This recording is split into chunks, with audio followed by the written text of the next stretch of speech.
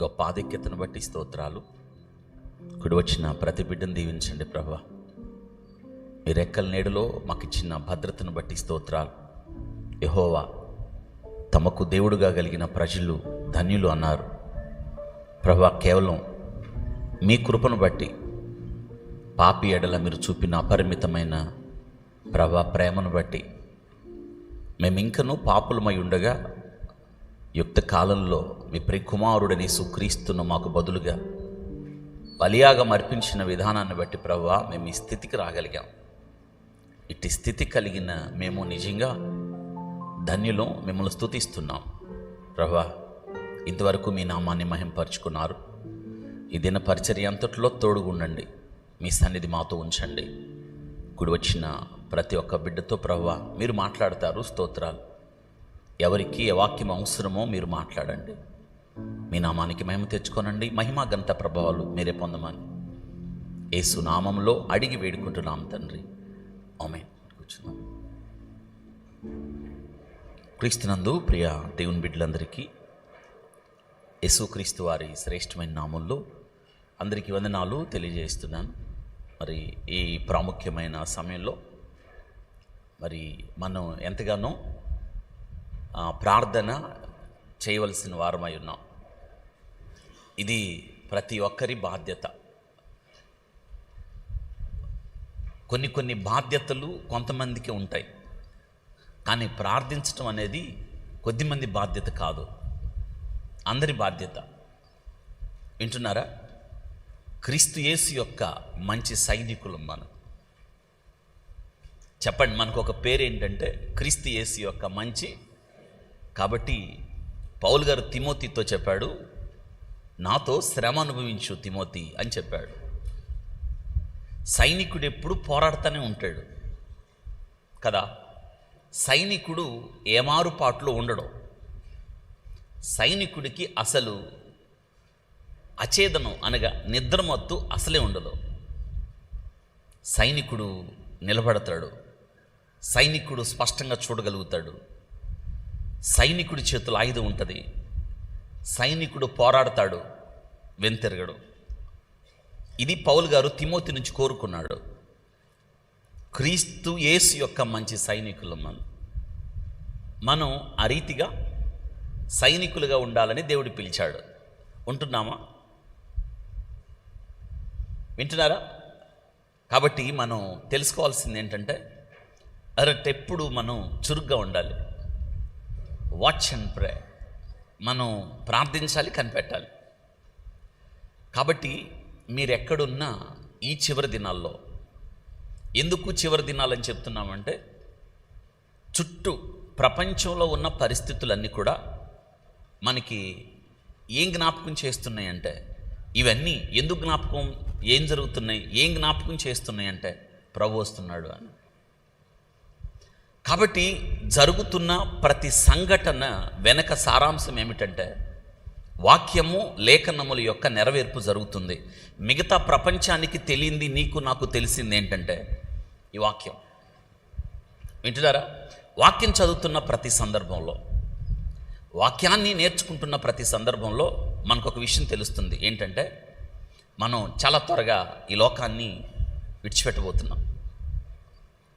అంటే మనం వదిలేయబోతున్నాం ఈ లోకాన్ని, మరొక కొత్త ప్రపంచంలోకి మనం వెళ్ళబోతున్నామంటే ఈ సంఘటనలన్నీ మనకేం జ్ఞాపకం చేస్తున్నాయంటే ఈ సత్యాన్ని జ్ఞాపకం చేస్తుంది. ఆనాడు అబ్రహాము ఎదురు చూచాడు. అబ్రహాం ఎంత గొప్పవాడు అండి! ఆయన కుమారుడు ఇస్సాకు ఎంత గొప్పవాడు, ఆయన కుమారుడు యాకోబు ఎంత గొప్పవాడు. వీళ్ళందరూ కూడా గుడారాల్లోనే ఉన్నారు. గుడార జీవితం, టెంట్ హౌస్, పెద్దిల్లు కట్టుకోలేదు. ఎందుకంటే ఆ ఇంట్లో మేము ఉండం కదా అనే మాట. చూసారా? అంటే ఇల్లు కట్టుకోవద్దని కాదు, అంటే వాళ్ళకి ఏం జ్ఞాపకం చేస్తున్నాడు అంటే దేవుడు ఇక్కడ ఎంత కాలం ఉన్నా దీన్ని విడిచిపెట్టాలి కదా. అందుకే గుడారాల జీవితం జీవించారు. అంటే మానవ జీవితం భూమి మీద తాత్కాలికమైంది అని పౌలు గారి విషయాన్ని జ్ఞాపకం చేస్తూ ఒక మాట చెప్పాడు. ఏంటంటే ఈ గుడారాన్ని, అంటే శరీరాన్ని చూపిస్తూ చెప్పాడు, ఈ గుడారాన్ని విడిచిపెట్టబోతున్నాను అని చెప్పాడు. కాబట్టి ప్రపంచంలో నేటి దినాన పరిస్థితులు, అల్లుకొల్లాలు, గందరగోళాలు, ఈ భూమి రక్తంతో తడిసిపోవడం మనం చూస్తూ ఉన్నాం.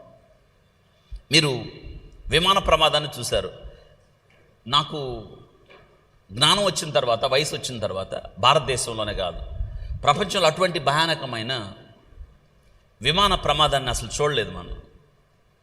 ఎంత భయంకరమైన విమాన ప్రమాదం అంటే నేను సాయంత్రం చెప్తాను ఎందుకు అలా జరిగింది. అది ఆ రీతిగా జరగడానికి కారణం ఏంటి, ఇది గమనిస్తే ఇదంతా విపత్తులు ఇవి జరగడానికి కారణం అవుతున్నాయి. వింటున్నారా? కాబట్టి యుద్ధాలు ఒక పక్క, యుద్ధము అనగానే మనకు గుర్తొచ్చేది ఏంటంటే ఇజ్రాయెల్ దేశమే. మళ్ళీ యుద్ధం ప్రారంభమైంది 3 రోజుల క్రితం. 200 విమానాలు ఒకేసారి వెళ్ళి ఇరాన్ మీద, అణుస్థావరాల మీద దాడి చేసి వచ్చినాయి. ఎందుకు ఇజ్రాయెల్ దేశం ఇరాన్ మీద దాడి చేసింది వచ్చిందంటే, ఇరాన్ రహస్యంగా అణు ఆయుధాలను తయారు చేస్తుంది. ఎందుకంటే ఇరాన్ దేశం యొక్క గురి, ఇరాన్ దేశం యొక్క ఆలోచన ఒకటే, ఏంటంటే ప్రపంచ పట్టంలో నుండి ఇజ్రాయెల్ దేశం ఉండకూడదు అని. ఉండకూడదంటే దాని మీద ఒక బాంబు వేయాలి. ఆ బాంబు ఏంటంటే అణుబాంబు అయి ఉండాలి. అందుకని తయారు చేస్తుంది. ఈ సంగతి తెలుసుకున్న ఇజ్రాయెల్ వాటిని నాశనం చేసి వచ్చింది. ఇప్పుడు యుద్ధం ప్రారంభమవుతుంది, మళ్ళీ యుద్ధం జరుగుతుంది ఇప్పుడు. చూసారా? అంటే భూమి మీద ఇవన్నీ కూడా ఇటు చూసిన మారణ హోమం. ఈ చివరి దినాల్లో జనసంఖ్య తగ్గిపోతూ వస్తుంది. ఇది జరగవలసి ఉన్నది అని చెప్పాడు. ఈ వాక్యంలో మనకంతా దేవుడు రాసించాడు. వాక్యం చదువుతున్నప్పుడు ఏం జరుగుతుంది, ఏం జరగబోతుంది, దీని సారాంశం ఏమిటి, ఏం జరగబోతుంది అన్నదానికి దేవుని యొక్క వాక్యం వివరణిస్తూ ఉంది. వింటున్నారా? ముఖ్యంగా ఈరోజు నేను ఒక మాట చెప్పబోతున్నాను. ఒకనప్పుడు మీరు గుర్తుందా, నేను ఆల్ నైట్ ప్రేయర్లో మీకు ఈరోజు చెప్తాను అన్నాను. ఒకనప్పుడు మనం చూసినప్పుడు ఆ భర్తలు రకరకాల కారణాలతో, దుష్టత్వంతో నుండి భార్యలు హింసించేవాళ్ళు ఉండేవాళ్ళు, భార్యలు చంపేవాళ్ళు అయి ఉండేవాళ్ళు. గుర్తుందా? కానీ నేటి దినాన్ని ఏమవుతుంది తెలుసా? భర్తలను ఎవరు చంపుతున్నారు? ఎందుకని ఇలా జరుగుతుంది? ఇప్పుడు ఆలోచించారా మీరు? ఈ మధ్య కాలంలో గడిచిన 2 నెలల్లో, ఈ గడిచిన 2 నెలల్లో తెలిసిన కేసులు 100 కేసుల దాకా నమోదైనవి. తెలియనివెన్నో. ఇటీవల కాలంలో భారతదేశాన్నే కాదు, ఇంత భయంకరంగా ఎలా జరిగింది అని, వివాహం చేసుకున్న ఒక యవనస్తురాలు, ఇష్టపడి వివాహం చేసుకున్నామా, వివాహం అయిన తర్వాత భర్తను తీసుకున్నామా, టూర్కి వెళ్ళింది, మేఘాలయకి వచ్చింది. భర్తకేమో టూర్ అని తెలుసు, కానీ ఆమెకి భర్తను చంపేయాలని. వినండి, 11 రోజులకే పెళ్ళయి జస్ట్ 11 డేస్ ముందుగానే ఒప్పందం కుదుర్చుకొని ఒక ఆడపిల్ల తెలుసా, 3 నియమించుకొని ఇంకొకటి తోడొచ్చి 4 దగ్గరుండి తెలుసా వాళ్ళకి చెప్పిందంటామా, ఫోటోషూట్కి వస్తాం పలానా చోట, మీరు ముందుగా రండి. మేఘాలయకి పిలిపించి వాళ్ళకి ధనం ఇచ్చి ఫోటోషూట్కి వస్తాము. అక్కడ ఆ పక్కన పెద్ద లోయ సెలయేరు ఉంటుంది, మేము అక్కడ ఫోటో దిగుతాం, నేను అలా ముందుకెళ్తాను, ముందుకెళ్ళగానే మీరు వెనక్కి వచ్చి నా భర్తను చంపేయండి. అలాగే జరిగిందండి. ఏం తెలియదు ఆ భర్తకి. ముందుకెళ్ళింది, వచ్చారు, చంపేశారండి. దుఃఖకరం ఏంటో తెలుసా? భర్త చనిపోయిన తర్వాత వాళ్ళతో కలిసి ఈమె కూడా లాగి ఆ లోయలో పడేసింది. వైఫ్ ఈ చివరి దినాల్లో వైఫ్ ఏమవుతుందంటే నైఫ్ అవుతుంది. దేవుడు వైఫ్ని ఎందుకు సృష్టించాడు తెలుసా? Wonderful instrument for ever. ఆమె కాంప్లిమెంట్ భర్తకి, ఆర్ ఎయిడ్, హెల్ప్ మేట్, సాటైన సహాయం. జీవమును కృపావరంలో మీ భార్యలు మీతో సహపాలివారు. భర్తలారా మీ భార్యల్ని ప్రేమించండి అని చెప్పి ఇంకొక మాట చెప్పాడు. మిక్కిలి బలహీన ఘట్టం కనుక. తెలుసా, చాలా ఈ సంగతి తెలిసిన తర్వాత భారతదేశంలో అసలు ఎంతో దుఃఖపడ్డారు. అక్కడికి ఎవరో చంపేశారు, భర్తను చంపేసి ఉంటారు, భార్యను చంపేసి ఉంటారు, భార్యను పాడు చేసి ఉంటారు అని వెతుకులాట్లో తేలిన ఫలితార్థం ఏంటంటే, భర్తను ఆమె ఎందుకు చంపింది అంటే ఇంకొక వ్యక్తిని ఆమె ప్రేమించింది అంట. This is the reason. 100 కేసులు నమోదైనాయండి. ఎంత భయంకరమైన కేసులో తెలుసా? ఇంకొక ఆమె, నేను ఈ పేర్లు ప్రస్తావించదలుచుకోలేదు, అంటే మీకు ఈ దినాన్ని మీకు అర్థం అవ్వాలి. ఏం జరుగుతుందంటే, వివాహ వ్యవస్థ, మొట్టమొదటి వివాహ వ్యవస్థ మీద దాడి చేశాడు అపవాది. మీకు చాలా ఆశ్చర్యం, ఆసక్తిని కలిగించే విషయం ఇదేనా నేను మీకు జ్ఞాపకం చేస్తాను. ఇంకొక వివాహ వ్యవస్థ నేను చెప్పాను మీకు, ఇక్కడ కర్ణాటకలో, బెంగళూరులో ఆయన రాష్ట్రానికే పోలీస్ అధికారి, రిటైర్డ్, భార్య కూతురు కట్టేసి ఆయన ఏం చేశారు, చంపేసి పోలీసులకు ఫోన్ చేసి చెప్పిందంటే ఏంటి తెలుసా, I killed this monster, take him away. అంటే ఈ రాక్షసుడిని నేను చంపేశాను, తీసుకెళ్ళిపోయాను. ఇటువంటి ఎన్నో తెలుసా. ఇంకొక భయానకమైన విషయం ఏంటంటే, బీరట్లో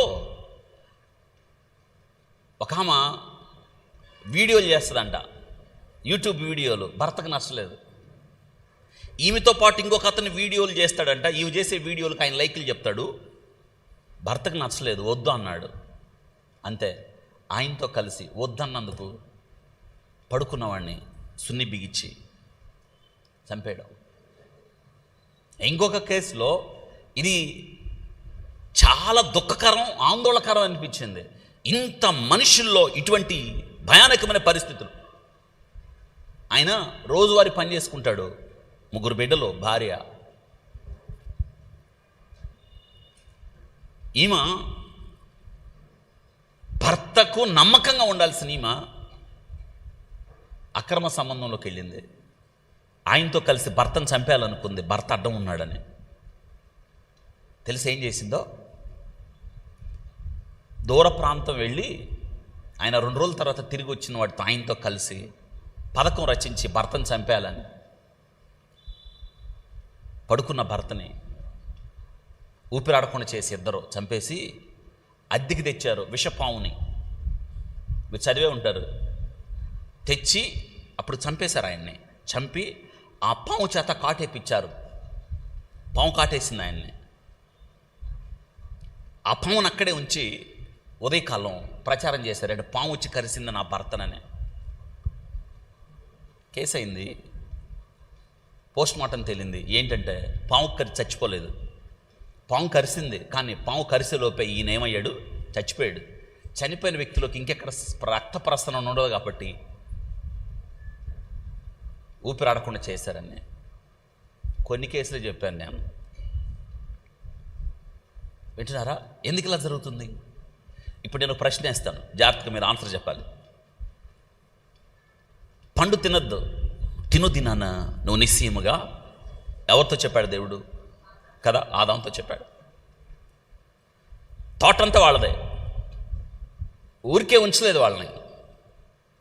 దేవుడు వారిని పని లేని వారిగా తోటలో ఉంచలేదు, పనిని అప్పగించాడు. ఏంట పని? సేద్యము, కాపలా, సేద్యము చేయుట. బాగుంది. దేవుడు రావటం, దేవునితో కలిసి నడవడం, ముచ్చటించడం, దేవుని పిల్లలుగా పిలువబడ్డం బాగుంది. అయితే వచ్చేసాడు. వివాహ వ్యవస్థ ఎంత అద్భుతమైందో తెలుసా? వివాహం అన్ని విషయాల్లో ఘనమైంది. ఘనమైన వ్యవస్థను అగౌరవపరచడానికి అపవాది పన్నాగాలండి. దుఃఖకరం ఏంటంటే, ఈరోజు మనం తెలుసుకోవాల్సిన విషయాలు చాలా ఉన్నాయి. ఏ వివాహ వ్యవస్థ ద్వారా దేవుడు ఒక అద్భుతమైన సందేశాన్ని ఇవ్వాలనుకుంటున్నాడు. వివాహ వ్యవస్థ ద్వారా దేవుడు తనను తాను ప్రత్యక్షపరచుకోరుట. చాలా శ్రేష్టత ఉంది వివాహ వ్యవస్థలో. ఆ వివాహ వ్యవస్థను అపవాది ఏం చేస్తున్నాడో మీరు ఇది నన్ను ఆలోచించాలి. మనం పండు తినద్దు, తిను దినాన నువ్వు నిశ్చయముగా చనిపోతావు, చచ్చేదవు అని చెప్పాడు. అపవాది ఇచ్చాడు, మాట కలిపాడు. వినండి, ఆ మాట కలపడంలో ఏంటంటే ఎవరున్నప్పుడు వచ్చాడు? భర్త ఉన్నప్పుడు వచ్చాడా? భర్త లేనప్పుడు వచ్చాడా? కథ చెప్పండి. ఆ దినాల్లో సెల్ ఫోన్ ఉంటే మెసేజ్ పెట్టేవాడు అవకి. ఈరోజు అదే కదా. స్వేచ్ఛనిచ్చాడు దేవుడు, కానీ ఆ స్వేచ్ఛను, ఆ స్వాతంత్రాన్ని శారీరక క్రియలకు హేతు చేసుకొనక నమ్మకం. వింటున్నారా? ఈరోజు ఆ స్వాతంత్రం మనిషి జీవితాన్ని ఎంతగా పాడు చేస్తుందో వాక్యంలో మనం చూడాలి. అవ్వ దగ్గరికి ఎందుకు వచ్చాడంటారు? ఆదాము దగ్గరికి ఎందుకు రాలేదు? పైగా ఇద్దరు కలిసి ఉన్నప్పుడు రావాలి కదా, ఒకటే ఉన్నప్పుడు వచ్చాడు ఎందుకంటారు? నా ప్రశ్న అర్థమైందా? ఇప్పుడు ఆదాము దగ్గరికి రావాలి, వచ్చాడా? ఎవరి దగ్గరికి వచ్చాడు? ఎందుకంటారు? అమ్మా తల్లులు చాలా జాగ్రత్తగా ఉండాలి. మీరు వయసుకు వచ్చిన ఆడపిల్లను భద్రపరచాలి. ఎందుకో తెలుసా? ఒక్కసారి జీవితం మీద కళంకం పడితే అంతే. పరిశుద్ధత ఎప్పటికట్లాగే ఉండాలి. కళంకము కానీ మచ్చ కానీ డాగ్ కానీ అంత పరిశుద్ధతను దేవుడు మన జీవితాల్లో కోరుకుంటున్నాడంటే ఆయన అట్రిబ్యూట్, ఆయన గుణం ఏంటంటే పరిశుద్ధత. అంత కళంకం ఉన్న తట్టుకోలేడు ఆయన. అటువలే క్రీస్తు కూడా సంఘమును ప్రేమించి సంఘము కొరకు, నీ కోసం నా కోసం తనను తాను అప్పగించుకున్నాడు. డాగైనను ముడతైదను కళంకమైన అట్టిది ఏది లేకుండా వాక్యం అనే నీటితో ఉదక స్నానం ఇది మీరు చేయాలి. వింటున్నారా? కాపలా గాయాల్సిందే. మరి ఏం చేయాలి? మరి కాపలా గాయపోతే ఎట్లా? క్రీస్తు యేసు యొక్క మంచి సైనికునిగా శ్రమ అనుభవిస్తూ కాపలా గాయాలి. కావలి వారు మనం. ఏజ్కేలుతో దేవుడు అన్నాడు, ఇశ్రాయేలీకి నిన్ను కావలిగా ఉంచితిని అన్నాడు. వింటున్నారా? ఎందుకని? ఆదాము అవ్వలు కలుస్తున్నప్పుడు అపవాది రాలేదు. ఆ తర్వాత ఆదాము దగ్గరికి రావాలి, ఆదాము దగ్గరికి రాలేదు. ఇద్దరు కలుస్తున్నప్పుడు రాలేదు. దెన్ తర్వాత ఎప్పుడు వచ్చాడు? ఒంటరిగా ఉన్నప్పుడు. ఎందుకు? ఒంటరితనాలు ప్రమాదకరమైన విషయాలు. అందుకే వీ నీడ్ ఫెలోషిప్. చాలామంది ఏమనుకుంటారంటే ఇంటి దగ్గర ఉండి వాక్యం వింటున్నాం కదండి, ఏముంది ఇంటి దగ్గర ఉండి ఆదివారం వెళ్తున్నా కాదు. ఎన్నిసార్లు నువ్వు కలవగలిగితే, ఎన్నిసార్లు ప్రార్థన చేయగలిగితే, ఎన్నిసార్లు రాగలిగితే, ఎన్నిసార్లు అవును ఇది మనం చేయాలి. కొందరు మానుకుంటున్నట్లుగా సమాజముగా కూడుట మీరు మానుకోవద్దు అని చెప్తున్నాడు. మానుకోవద్దు. ఆ కాలము సమీపించే కొలది మరీ ఎక్కువగా ఇది మనం చేయాలి కదా. వింటున్నారా? ఎందుకనండి? అవ్వ దగ్గరికే వచ్చాడు. పైగా రావటం విషయంలోకి రాలా. ఒక విత్తనం వేశాడు, అనుమానం అనే విత్తనం. చెప్పండి ఏంటి? ఆడవాళ్ళకి అనుమాన విత్తనాలు బాగా వేస్తాడు వాడు. అనుమానపు విత్తనాలు వేసి ఒక మాట చెప్పాడు, ఇది నిజమా, నీకు ఈ సంగతి తెలుసా? వాడనమాట. ఎందుకనండి? చెప్పండి, ఇప్పుడు చెప్పాలి. ఎందుకని? అవ్వ దగ్గరికే వచ్చాడు, ఆదాము దగ్గరికి రాలేదు. అంత ధైర్యం లేదు ఎవరి దగ్గరికి రావడానికి. అంత ధైర్యం లేదు. ఇంకా చెప్పాలి. ఆదాము అవ్వలు వారు ఇద్దరున్నప్పుడు దగ్గరికి రాలేదు, అవ్వ దగ్గరికి వచ్చాడు. ఎందుకు? పేతురు భక్తుడు ఒక మాట చెప్పాడు. ఏం చెప్పాడు చూడండి అక్కడ. మొదటి పేతురు పత్రిక, ఆమె ఎవరో చెప్పాడు. ఎక్కడుంది అది? త్వరగా చెప్పాలి. 3వ అధ్యాయం రైట్ 7వ వచనంలో ఆ పైదంతా కూడా చదువుకోవాలి మీరు. నిజమైన అలంకరణ గురించి చెప్పాడు. 7వ వచనం చాలా కీలకమైనది. అటువలనే పురుషులారా పురుషులకు చెప్పాడు, జీవమను కృపావరంలో మీ భార్యలు మీతో పాలివారై ఉన్నారని ఎరిగి ఎక్కువ బలహీనమైన ఘటమని భార్యను, ఆ పదం గమనించండి, ఏంటి? ఎక్కువ బలహీనమైన, ఆ సత్యాన్ని తెలుసుకోవాలి. బలహీనమైన ఘటం. చూడండి, భార్యను ఏం చేయాలంట? సన్మానించి అని చెప్పాడు. మీ ప్రార్థనలకు అభ్యంతరము కలగకుండానట్లు జ్ఞానము చొప్పున వారితో కాపురము చేయడి. అమ్మా, భర్త కాపురం చేయాలి. ఆ స్థానంలోకి ఎవరు రావద్దు. అపవాది వస్తున్నాడు, రకరకాల రూపాలు వస్తాడు. వింటున్నారా? మీ బలహీనతను ఆసరాగా చేసుకోండి. ఇదినా నేను కొన్ని విషయాలు చెప్పాలి, మీకు నేర్చుకోవాలి, మనసులో పెట్టుకోవాలి, మీరు చాలామందికి చెప్పాలి. ఎందుకు ఈ ఒకనప్పుడు చూడండి, ఫలానా వ్యక్తి భార్యను కొట్టాడంట. అవునా? కొట్టాడా? వినేవాళ్ళం మనం. భార్యని హింసిస్తాడంట, భార్యని తిడతాడంట. తిట్టకూడదు, కొట్టకూడదు, వేధించకూడదు. ఎందుకంటే భార్య భర్తకు శరీరం కదా. ఇప్పుడు నా శరీరాన్ని నేను కొట్టుకోవచ్చా? నన్ను నేను కొట్టుకుంటే నన్ను ఏమంటారు? పెద్ద చెప్పడం పర్లేదు, మీ మీద చెప్పలేక నా మీద చెప్పుకుంటున్నాను అనమాట. అది విషయం. పిచ్చోడు అంటారు కదా. భార్యను కొట్టేవాడు ఎవరు? పెద్ద చెప్పండి. పిచ్చివాడు, మతిలేనోడు, వెర్రివాడు, తను దేహపరుచుకునేవాడు. నేను ఒక మాట చెప్తాను, కొట్టకూడదు, హింసించకూడదు. ఇక్కడ ఏం చెప్పాడంటే ఎక్కువగా సన్మానించి ఏం చేయాలి? ఎక్కువగా చెప్పండి. ఎక్కువగా అంటే సన్మానించడం అంటే ఏంటంటే ఇంగ్లీష్ బైబిల్లో రాయబడింది అండర్స్టాండింగ్. నీ అంత జ్ఞానం ఆమెకు ఉండకపోవచ్చు, నీ అంత బలం ఆమెకు ఉండకపోవచ్చు, నీ అంత వివేచన ఆమెకు ఉండకపోవచ్చు, నీ అంత స్థిరత ఆమెకు ఉండకపోవచ్చు. Try to understand her. అవును, అర్థం చేసుకో. జ్ఞానంతో కాపురం చేయి. జ్ఞానంతో నీకు అన్నీ తెలుసు, ఆమెకు తెలియపోవచ్చు. అది కాదు ఇదని చెప్పు. You are ruler. ఆ స్థానాన్ని విడిచిపెట్టకూడదు. You are the protector. భార్యకి ఎవరు? భర్త ప్రొటెక్ట్ చేసేవాడు. ఇక్కడ సమస్య ఏమైందంటే ఆదాము ప్రొటెక్ట్ చేయడానికి అక్కడ ఆమె ఒంటరితనాన్ని ఆసరాగా చేసుకున్నాడు. ఎవరు? మరి ఆమె అక్కడికి వెళ్ళింది సరిగ్గా సమయం. అంటే ఎప్పటి నుంచి కనిపెడుతున్నాడు? ఎప్పటి నుంచో. ఎప్పుడు సమయం దొరుకుద్దా, ఎప్పుడు సమయం దొరుకుద్దా, ఎప్పుడు తోటలోకి పోదామా, ఎప్పుడు అవ్వతో మాట్లాడదామా, ఎప్పుడు అవ్వను లాక్కుందామా, ఆదాము స్థానంలో వచ్చి మనం నిలబడదామా, దేవుడు వారికి ఇచ్చిన వివాహ వ్యవస్థను ఎప్పుడు విచ్ఛిన్నం చేద్దామా. ఇది సాతాను వివాహ వ్యవస్థను కట్టింది. దేవుడైతే వివాహ వ్యవస్థలోకి అనుమానాలు తీసుకొచ్చాడు అపవాది.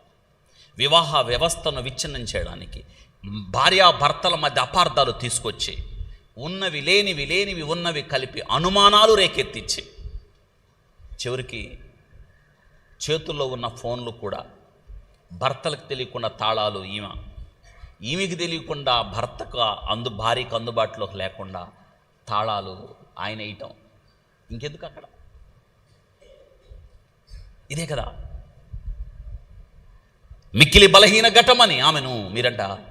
ఎక్కువ బలహీన ఘటం. అందరూ చెప్పండి ఏంటంటే ఎక్కువ బలహీన ఘటం. ఆమెని సన్మానించమన్నాడు. ఎంత బాగుంది ఈ మాట. వినండి, పండు ఎంత తేలిగ్గా చేతిలో పెట్టేశాడు చూడండి. ఎవరి చేతిలో? తినేటట్టు చేసినో. నేను ఇంకా వాక్యంలో చోటుకు వెళ్ళలేదు. అసలు వెనక ముందు ఆలోచించకుండా, భర్త అనుమతి తీసుకోకుండా, సరే నువ్వు చెప్పావు కాబట్టి నా భర్తను అడిగి చెప్తాను, ఆయన తినమంటే తింటానని కూడా అనకుండా, కొత్త వ్యక్తితో పరిచయం పెంచుకొని, కొత్త వ్యక్తి స్వరం విని, కొత్త వ్యక్తి చెప్పిన మాటకు చెవి ఒగ్గింది అంటే ఎంత తేడా. అమ్మ వింటున్నారా? ఫోన్లు జాగ్రత్త. ఫోన్లు ప్రపంచం. ఈరోజు వివాహ వ్యవస్థ భ్రష్టు పట్టడానికి కారణం సెల్ ఫోన్లు. ఆ వినియోగం ఎంత ఎక్కువైపోయిందంటే ఎక్కువ సమయం ఫోన్లు వినియోగం. కుటుంబం ఏమవుతుందో తెలియదు, భర్త ఏం చేస్తున్నాడో తెలియదు, బిడ్డలు ఏం చేస్తున్నారో తెలియదు, వయసుకు వచ్చిన బిడ్డలు ఏం చేస్తున్నారో తెలియదు, ఎవరు ఫోన్లు ప్రపంచం వాళ్ళదే. ఎట్టుంటాయి కుటుంబాలు? బాగా దేవుడు స్వాతంత్రతనిచ్చాడు. అయితే ఆ స్వాతంత్రతను శారీరక క్రియలకు హేతు చేసుకోవద్దు అని చెప్పి, నా ఇష్టానుసారంగా నేను బ్రతుకుతానంటే కుదరదు. చట్టం ఉంది, హద్దులు ఉన్నాయి. హద్దులు దాటితే ప్రమాదం. పండు తీసుకొని తినేసిందండి. తినదా? ఎవరిని అడిగి తింది? వద్దన్నది, కాదన్నది, చెయ్యొద్దన్నది చేసి తినేసి భర్త తీసుకొచ్చి ఇచ్చిందా? ఇప్పుడు చెప్పాలి, మీరు ఆన్సర్ చెప్పాలి. ఇప్పుడు ఇచ్చింది. ఆదాం ఏం చేయొచ్చు?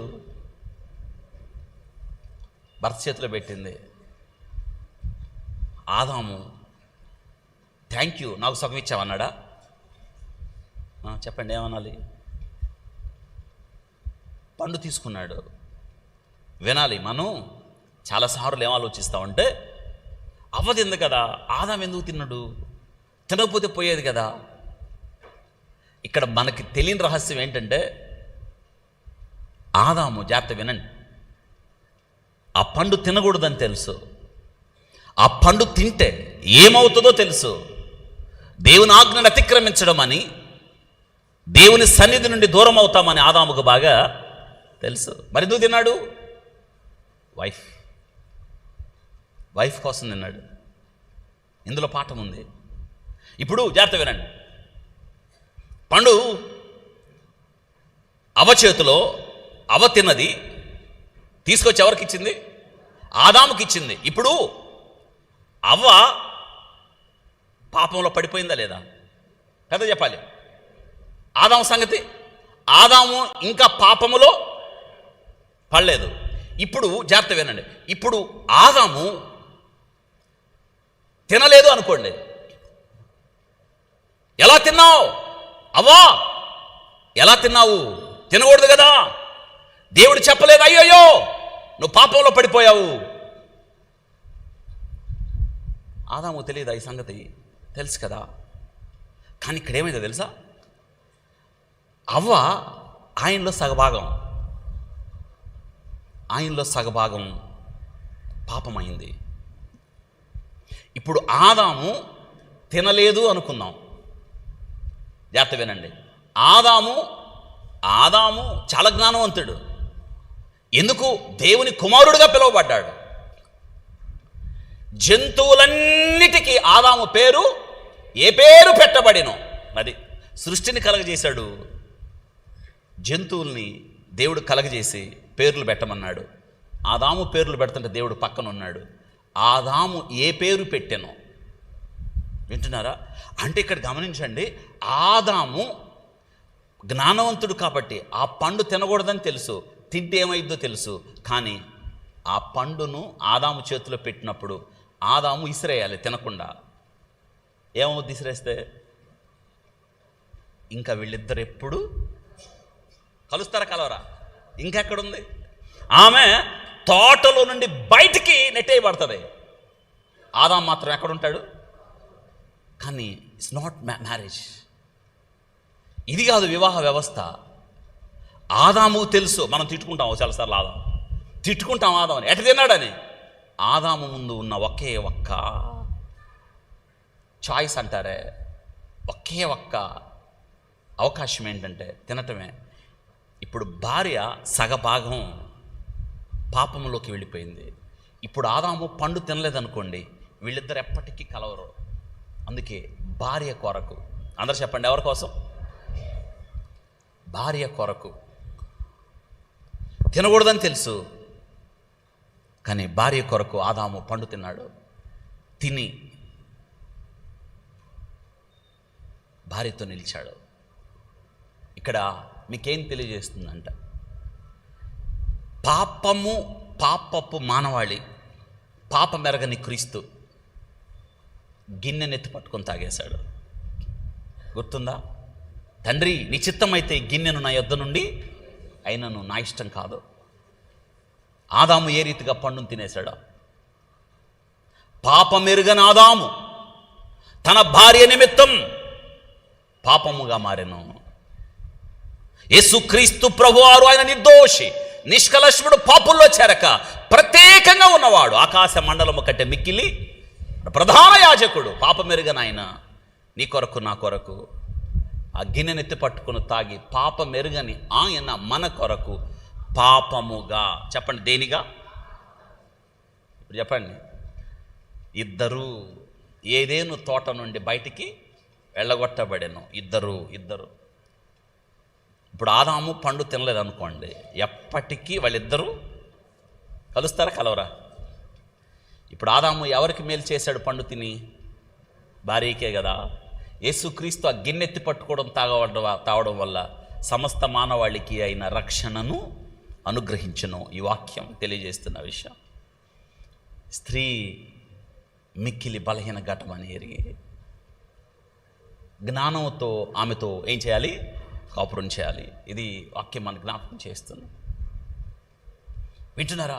కాబట్టి ఈరోజు మనం తెలుసుకోవాల్సిన వివాహ వ్యవస్థను, ఎందుకంటే దేవుని యొక్క ఆలోచన, వివాహము దేవుని నిర్ణయం. వివాహము అనేది ఇట్స్ గాడ్ ఇన్స్టిట్యూషన్. దేవుడే ప్రారంభించాడు వివాహాన్ని. ఎందుకంటే ఆయన ప్రారంభించాడు కాబట్టి, ఆయన ఆలోచన కాబట్టి వివాహం ఘనమైంది అని చెప్పాడు. ఎందుకు ఘనమైంది అంటే వివాహ వ్యవస్థలో క్రీస్తు కనిపిస్తాడు, వివాహ వ్యవస్థలో సంఘం కనిపిస్తుంది. That's all. ఏమనుకుంటున్నారు? వివాహం,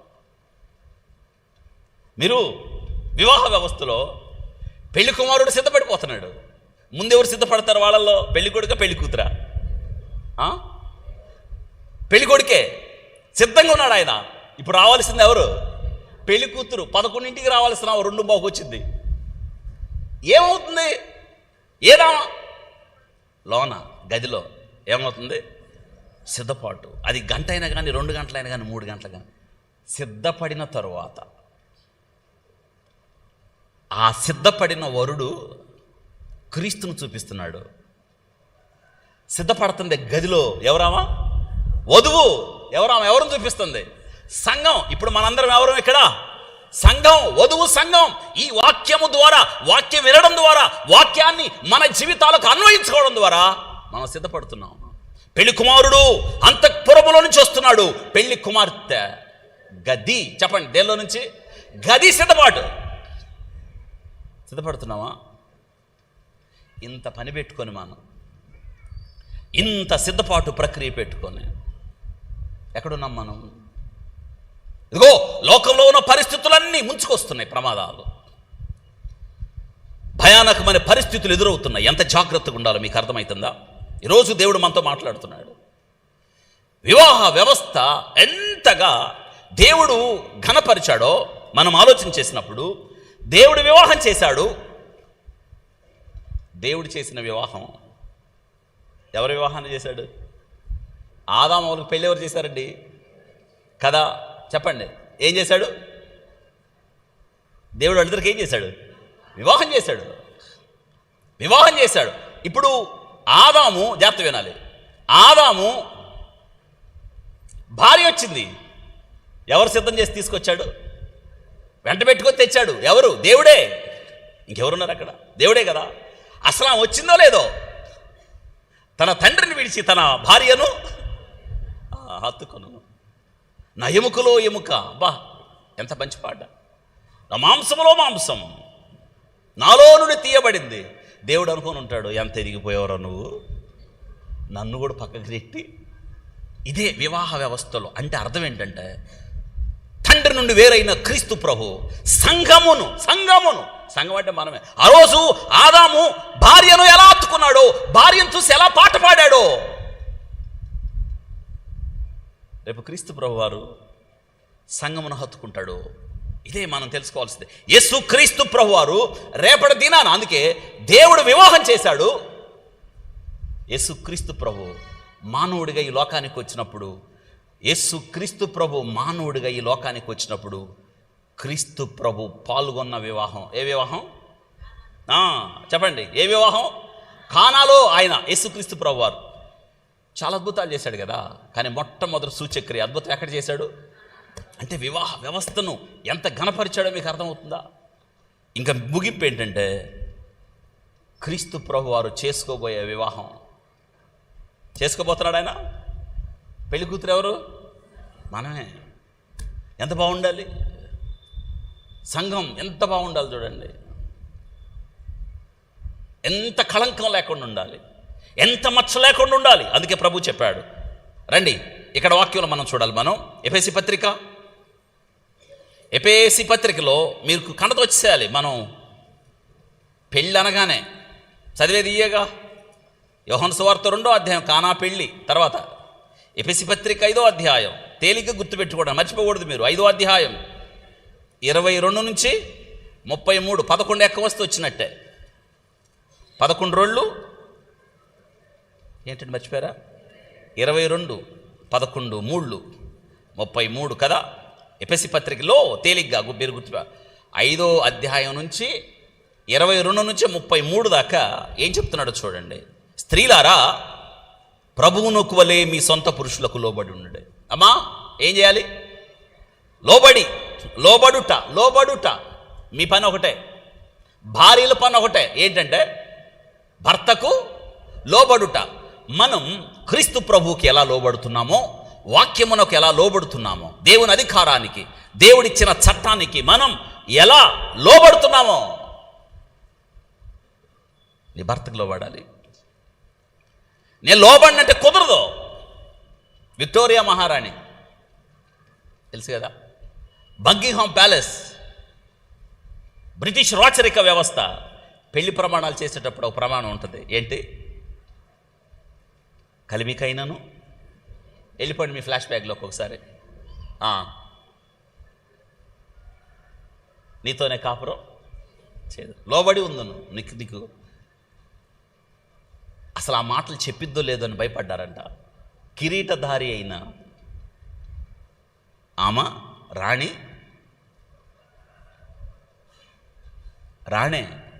కానీ ఆమె భార్య.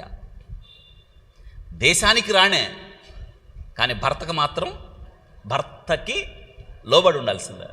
దేశమంతా రవి అస్తమించని సామ్రాజ్యం బ్రిటిష్ సామ్రాజ్యం. ఆమెకి దాసోహం అయింది, కానీ ఆమె మాత్రం ఎవరికి లోబడాలి? చట్టం. దేశమే నాకు లోబడుతుంటే నీకు లోబడేది ఏందని? నీకు వివాహం ఏముందాడా? వింటున్నారా? ఎంత బాగా చెప్పాడు ప్రభువుకు వల్లే. ఒక పదం వాడాడు అక్కడ. ఏంటి? సొంత. చెప్పండి, సొంత అంటే ఇంకొకడు ఉంటాడు. ఎవరతను? పరాయివాడు. ఫోన్లు ఇందాక చెప్పాను లిస్టు.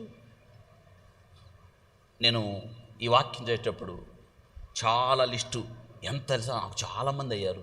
ఎందుకు చంపుతున్నారు? ఇంకా ఒక ఆమె భర్తను చంపి పెద్ద డ్రమ్ములో, ఆ ఫోటోలన్నీ మీకు చూపిద్దాం, ఉదయాన్ని ఎందుకు మీకు చూపించడం తీసుకురాలా. డ్రమ్ములో అండి తెలుసా, భర్తను ముక్కలు చేసేసి ఒక పెద్ద డ్రమ్ములో ముక్కలు అందులో వేసి ఆడితో కలిసి సిమెంట్ అంతా కలిపి దానిలో డ్రమ్ము మూసేశారు. ఆయన తీసుకొని టూర్కి వెళ్ళింది. 12 రోజుల తర్వాత వచ్చేటప్పటికల్లా ఇంటికి వచ్చేలోపు ఆమె ఏం చేసింది తెలుసా, ఆ భర్త ఫోన్ నెంబర్ నుంచి వాళ్ళ సొంత బంధువులకు మెసేజ్లు పెడుతున్నాం. అప్పుడేమనుకుంటున్నారు, భర్త ఉన్నాడు అనుకుంటుంది. తీరా 12 రోజుల తర్వాత ఇంటికి వచ్చి చూస్తే డ్రమ్ము పగిలిపోయి భర్త ముక్కలు బయటకు వచ్చినాయి. భయపడిపోయి నీమ వాళ్ళ అమ్మా నాన్నకు చెప్పిందంట, నేను నా భర్తను చంపేశాను, ఆ డ్రమ్ములో పెట్టాను, ముక్కలు చేశాంటే సొంత అమ్మా నాన్న తీసుకెళ్ళి అప్పగిచ్చారు పోలీసులకి. ఎందుకు చంపుతున్నారు వీళ్ళు? వాక్యం తెలియకపోవడం. వివాహ వ్యవస్థ యొక్క విలువ, ఏ దేవుని ఆలోచన అయితే ఉందో, ఏ సంకల్పం అయితే వివాహ వ్యవస్థలో నెరవేర్చబడాలో మర్చిపోయారు. వివాహ వ్యవస్థను దేవుడు కోరుకున్న వ్యవస్థ, దేవుని ఆలోచన, చట్టం. ఎవరు రద్దుపరచజాలని వివాహ వ్యవస్థను అపవాది ఏం చేశాడు చూడండి, నవ్వులు పాలు చేస్తున్నాడు.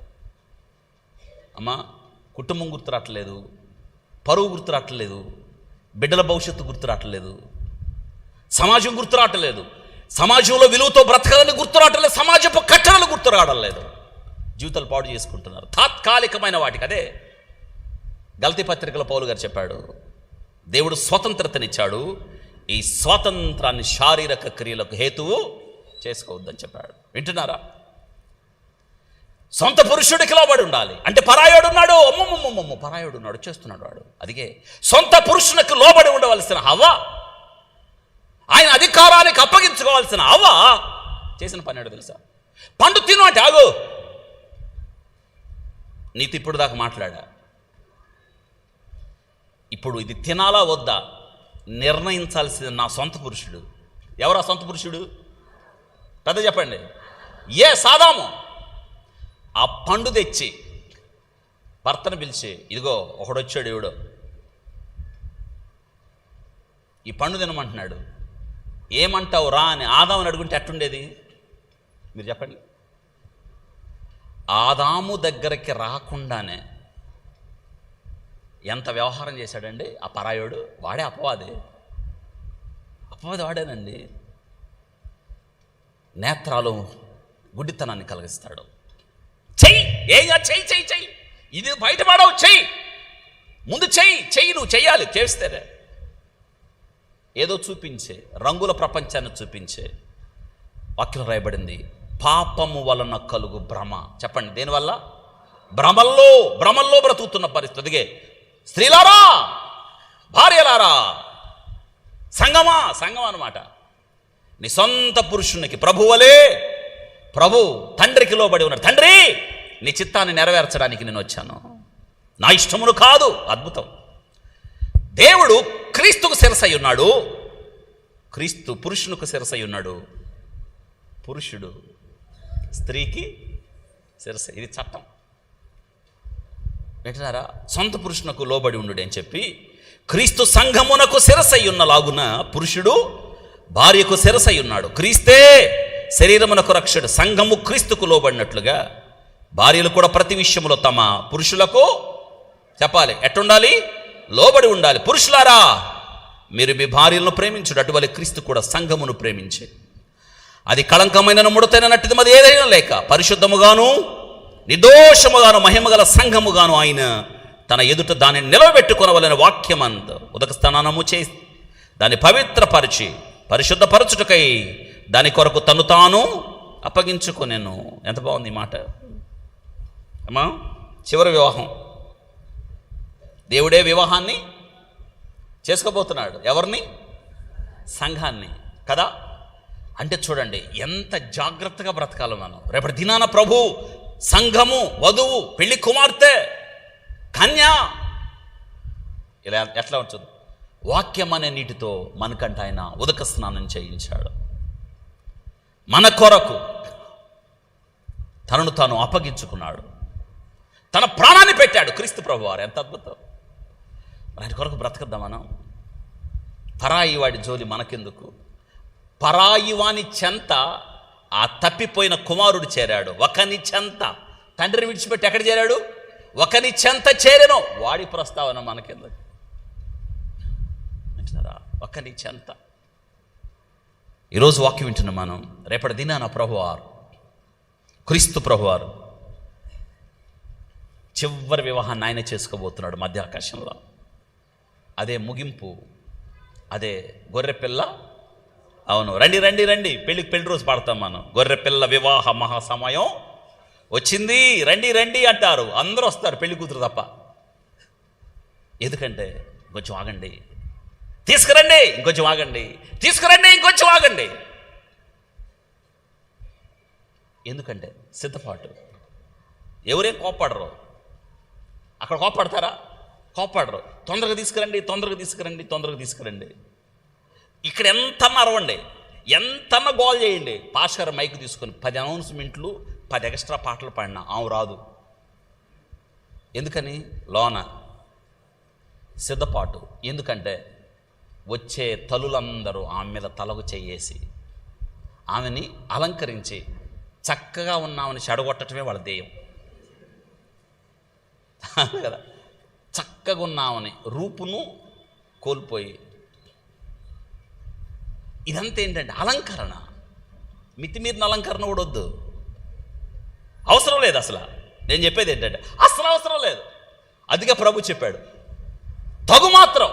చెప్పండి ఏంటి తగు మాత్రం? అసలు ప్రభు అన్నాడు అసలు సుందరమైన మీ అవయవాలకి, చెప్పండి ఏంటి సుందరమైన అసలు మీ అవయవాలకి. ఎందుకు? మాకు పెద్ద ఆఫీసర్ ఒక ఆయన ఉండేవాడు, డాక్టర్ ఆయన, కేరళైట్ ఆయన. అయితే తెలుగు డాక్టర్ని చేసుకున్నాడు ఆయన. ఇద్దరు భలే పరిశుద్ధమైన డాక్టర్లు ఇద్దరు, మాకు సీనియర్స్ ఆయన. నేను థర్డ్ ఇయర్ చదువుతున్నప్పుడు వాళ్ళ వైఫ్ పీజీ చదువుతున్నాను, అసిస్టెంట్ ప్రొఫెసర్. 3 కూతుళ్ళు ఆయనకి. స్తుతి, స్తోత్రం, సువార్త. మీకు విషయం తెలుసా, నేను మెడిసిన్ ఫైనల్ ఇయర్ అనుకుంటా చదివేటప్పుడే ఆ పాప 10th ఒకళ్ళు, 7th ఒకళ్ళు, 4th 5th. స్తుతి పెద్ద దాని పేరు స్తుతి, 2 దాని పేరు సువార్త, 3 దాని పేరు స్తోత్రం. విచిత్రం ఏంటంటే సహజంగా ఆడపిల్లకి ఏం చేస్తారు మనం అవును చెవులు కుట్టిస్తాం కదా. అసలు ఏం లేవు వాళ్ళకి, ఆమె ఉండవు, అవి ఉండవు. ఆయన ఏమంటారు తెలుసా, చక్కటి కూతుళ్ళకి ఎందుకు హోల్స్ వేయాలంటాడు. ఏంటి చక్కటి నా కూతుళ్ళని దేవుడిచ్చాడు, బ్యూటిఫుల్ ఇయర్స్, సుందరమైన చెవులు, వాటికి పెద్ద పెద్ద హోల్స్ వేసి ఎందుకు చేయించలేదండి ఆయన. ఇప్పుడు ఆ పెద్దది మెడిసిన్ చదువుతుంది, ఇద్దరు మెడిసిన్ చదువుతున్నారు. చిన్నది మొన్న కోచింగ్లో ఉంది, నీట్ కోచింగ్లో. నాకు మరి ర్యాంక్ వచ్చిందో తెలియదు, నేను రిజల్ట్ వచ్చినాయి. పెద్దవాళ్ళు ఇద్దరు, 3 ఆడపిల్లలే. ఆశ్చర్యకర విషయం ఏంటి తెలుసా, నో హోల్స్. ఆయన ఏమంటాడంటే సుందరమైన అవయవాళ్ళు. నిజంగా అటువంటి భక్తి చేస్తే ఎలా ఉంటుందో కదా. నిజంగా వాళ్ళని చూసినప్పుడు దేవుడికి ఎంత సంతోషం అనిపిస్తుందో. అమ్మ వింటున్నారా, కొన్ని అలవాటు అయిపోయినాయి మనకి, ఇలా చేయించాలి. కానీ పౌలు గారు ఏం చెప్తున్నాడంటే సుందరమైన మీ అవయవాలకి మరి ఎక్కువ అలంకరణ. ఒకవేళ దేవుడు అలాగే ఉండాలి అనుకుంటే దేవుడే హోలేసి ఒక చిన్న కమ్మి పెట్టి పంపేవాడేమో. అంటే వద్దనే కదా. మీకు అర్థమవుతుందా? ఎందుకంటే వధువు సంఘం ఎలా ఉండాలి చెప్తున్నాడు. హెగే నిర్ణయించిన అలంకారము తప్ప ఆమెది. మిగతా కూతుళ్ళు, పెళ్లి కూతుళ్ళు వచ్చారు అక్కడికి, స్వయంవరంలో సిద్ధపడుతున్నారు ఆశీర్వాష్ దగ్గరికి. అందులో పేదరాలు, దీనురాలు, అనాథ, ఏ దిక్కు లేదు. ఎవరన్నామా 127 సంవత్సరాలు ఎత్తుకొచ్చిందా? ఒక కాంపిటీషన్లో ఉన్నామా? నాకు అనిపిస్తుంది అందరికన్నా, చెప్పండి అందరికన్నా పేదవాళ్ళు అమ్మాయి, అవునా? పెద్ద చెప్పండి. కానీ ఏ అలంకరణ కూడా ఏమి లేదు. మిగతా వాళ్ళ దగ్గర సొంత అలంకరణ ఉంది, రాజుగారు నియమించిన హెగే అలంకరణ ఉంది, సొంత అలంకరణతో పాటు రాజుగారు నియమించిన అలంకరణ. కానీ ఎస్తేర్ దగ్గర సొంతదేది, హెగే నిర్ణయించిన అలంకారం తప్ప. అంటే అర్థం ఏంటంటే సొంతది అలంకరించుకుంటున్నారు, అప్పగించుకుంటున్నారు. కానీ ఎస్తేర్ దగ్గర హెగే దగ్గర అలంకరణ ఏదైతే ఉందో అది దానికి అప్పగించుకుంది. రాజుగారికి ఎవరు నచ్చారు? కారణం ఏంటి? పెద్ద చెప్పండి, కారణం ఏంటి? అద్భుతం ఏంటంటే ఇక్కడ మిగతా వాళ్ళను కూడా హెగే అలంకరించాడా లేదా? కానీ వీళ్ళు ఏం చేశారంటే సొంత అలంకరణతో హెగే అలంకరణ పాడు చేశారు. కానీ రాజుగారికి ఏది ఇష్టమో హెగేకి బాగా, ఏ రీతిగా ఉంటే నచ్చుకుంటాడో బాగా, అందుకే ఆ రీతిగా సిద్ధపరిచాను ఎస్తేర్ని. వింటున్నారా? హెగే నిర్ణయించిన అలంకారం తప్ప. కాబట్టి మనం తెలుసుకోవాల్సిన విషయం ఏంటంటే సంఘము అన్న భార్య పరపురుషుడి చెంత చేరకూడదు, అపవాది చెంత చేరకూడదు, పరిచయం లేని వ్యక్తి చెంత చేరకూడదు. కుటుంబం అంటే భర్త, భార్య, బిడ్డలు, మధ్యలో దేవుడు కేంద్రం. అందుకే 128వ కీర్తనలో చక్కగా రాయబడ్డది, భయభక్తులు కలిగిన భర్త, భయభక్తులు కలిగిన భార్యకు ఆధారంగా నిలబడితే వారి నుండి వచ్చే పిల్లలు బల్ల చుట్టూ పచ్చని ఒలీవ మొక్కలు. 112వ కీర్తనలో యెహోవా యందు భయభక్తులు కలిగిన వారి కుటుంబం, ఈ నీతిమంతుని కుటుంబం, వారి సర్వాత బలవంతులు అవుతారు. భూమి మీద బలవంతులు, కలిమి సంపద వాని ఇంట ఉండును, వాని నీతి నిత్యము నిలుచును, వాని కొమ్ము ఘనత నుండి హెచ్చించబడును. యథార్థవంతులకు చీకట్లో వెలుగు పుట్టును వారు దయార్థులు, అప్పించువారు భాగ్యవంతులు, న్యాయ విమర్శలో వారు గెలుస్తారని 112వ కీర్తనలో అద్భుతమైన విషయాలు చెప్పాడు. దేవుని యందు భయభక్తులు కలిగిన కుటుంబం. కానీ నేటి దినాన దేవుడు ఏదైతే కోరుకుంటున్నాడో అది విఫలమైపోతున్నాం. ఆ దినాల్లో మనం ఆలోచించినప్పుడు భార్యను పొందడానికి నేటి దినాలు లాంటి దినాలు కాదు అవి. ఆమె ఎంత కష్టపడాల్సిన భార్య. ఆదాముకి భార్యని చేయడానికి దేవుడు ఏదో తొందరగా పని అవ్వలేదు అక్కడ. ఆదామునకు గాఢ నిద్ర. చెప్పండి, ఏ నిద్ర? గాఢ నిద్రలోకి వెళ్ళిపోయాను. అప్పుడు దేవుడంట ఆదామునకు గాఢ నిద్ర కలగజేసి అతడు నిద్రించుచున్నప్పుడు అతని ప్రక్కటెముకల్లో ఒకదాన్ని తీసి అవ్వను తయారు చేయట. అమ్మ, భార్య అసలు గాఢ నిద్రలోకి వెళ్ళిపోయాడు భార్య కోసం. ఎవరండి? భార్య కోసం గాఢ నిద్రలోకి దేవుడు ఇక్కడ గాయం చేశాడు. ఎవరికి? ఊరికే వచ్చిందా భార్య? ఊరికే రాలా. కానీ నేటి దినాన చట్టం ఎంత మారిపోయిందో చూడండి. దేవుడు ఏ వ్యవస్థనైతే రూపొందించాడో, ఏ చట్టాన్నైతే, ఏ ఉపదేశాన్నైతే దేవుడిచ్చాడో పూర్తిగా రివర్స్ అయిపోయింది ఇప్పుడు. అదే దుఃఖకరం. భార్య కోసం ఆదాము వెల చెల్లించాడు, క్రయం చెల్లించాడు. ఒక మాట, తనను తను అప్పగించుకున్నాడు.